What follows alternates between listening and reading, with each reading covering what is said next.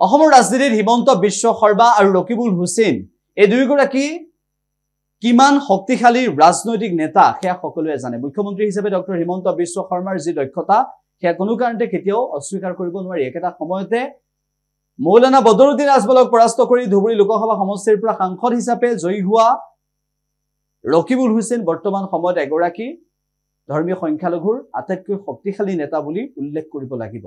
সেই ৰকিবুল হুছেইনে হিমন্ত বিশ্ব শৰ্মা চৰকাৰৰ প্ৰত্যাহ্বান জনাইছে। সেই ৰকিবুল হুছেইনে হিমন্ত বিশ্ব শৰ্মা চৰকাৰৰ ব্যৰ্থতা উদঙাই দিছে। সেইগৰাকী ৰকিবুল হুছেইনে হিমন্ত বিশ্ব শৰ্মা চৰকাৰক বিজেপিক প্ৰত্যাহ্বান জনাই কেইবাটাও বক্তব্য দাঙি ধৰিছে, যিকেইটা বক্তব্যত পৰিস্ফুট হৈছে যে ৰকিবুল হুছেইনে বৰ্তমান সময়ত বিজেপিৰ মুখা খুলিবলৈ কেনেদৰে যুঁজ দি আছে।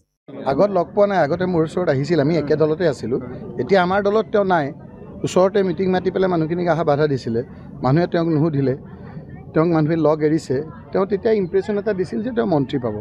এতিয়া মন্ত্ৰীটো নাপালে, চন্ত্ৰীও নাপালে তেওঁ।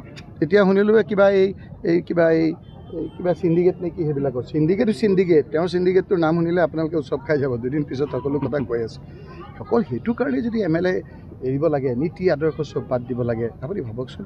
আজি আপোনালোকে কৈ আছে ডাঙৰ ডাঙৰ হৰফৰে আজি লিখিছে যে বাজেটত চাহ জনগোষ্ঠীলৈ দৰত ৰূপায়ণৰ চিনমুকাবি নাই।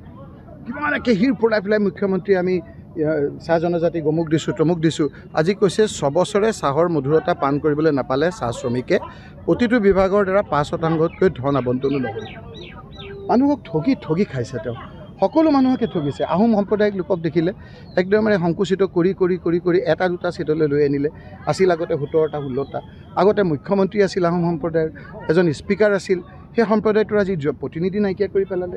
চাহ জনজাতিসকলৰ আগতে 16জন 17জন বিধায়ক আছিল, আজি তেওঁলোকৰ নাই। মৰাণ মটকসকলে ভাবিছিল যে এটা সমষ্টিত আমাৰ অন্তত সংৰক্ষণৰ নহ'লেও সংৰক্ষণ আছিল, সমষ্টিটোকে নাইকিয়া কৰি পেলালে। চুতীয়া সম্প্ৰদায়ে ভাবিছিল যে আমাৰ এটা সমষ্টি আছে, সমষ্টিটোকে নাইকিয়া কৰি পেলালে।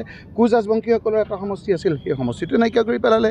এতিয়া আপোনালোকৰ কথা হ'ল, যেতিয়া যোৰহাটত গৌৰৱ গগৈ ডাঙৰীয়া জিকিলে, যেতিয়া ইয়াৰ মানুহে ডিমৌ ৰাইজে ইমান আপোনাৰ ডিলিমিটেশ্যন কৰাৰ পাছতো যেতিয়া ইয়াত বিজেপি হৰুৱালে, একমাত্ৰ চাহাৰা হৈছে এতিয়া বদৰুদ্দিন আজমল ডাঙৰীয়া। বদৰুদ্দিন ইয়াত ৰকিবুল হুছেইনে জিকাইছে বুলি কৈছে, মই ৰকিবুল হুছেইন জিকা নাই। মুখ্যমন্ত্ৰী ডাঙৰীয়াৰ বন্ধু মৌলানা বদৰুদ্দিন আজমল ভাৰতবৰ্ষ নহয় পৃথিৱীৰ ভিতৰত একক সংখ্যক ভোটত হাৰিছে। সেইটো আজি টোপনি নাইকিয়া হৈছে। এইকেইটা দিনত মই চেলেঞ্জ কৰিছোঁ যে 3বাৰকৈ লগ পাইছে।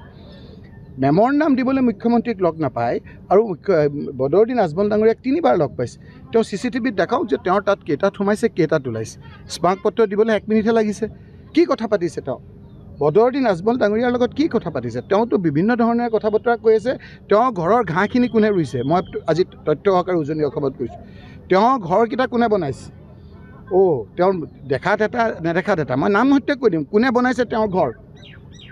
আৰু এটা কথা কৈছোঁ, তেওঁৰ আপোনাৰ এটা ঘৰ আছে, এতিয়াও সিফালে গ'লে বিৰি গোন্ধায়। মই কৈ আছোঁ, বাকীখিনি আপোনালোকক পিছত ক'ম। মই যিকোনো খবৰৰ বাবে যোগাযোগ কৰক 7090173330 অথবা 7099017990 নম্বৰত।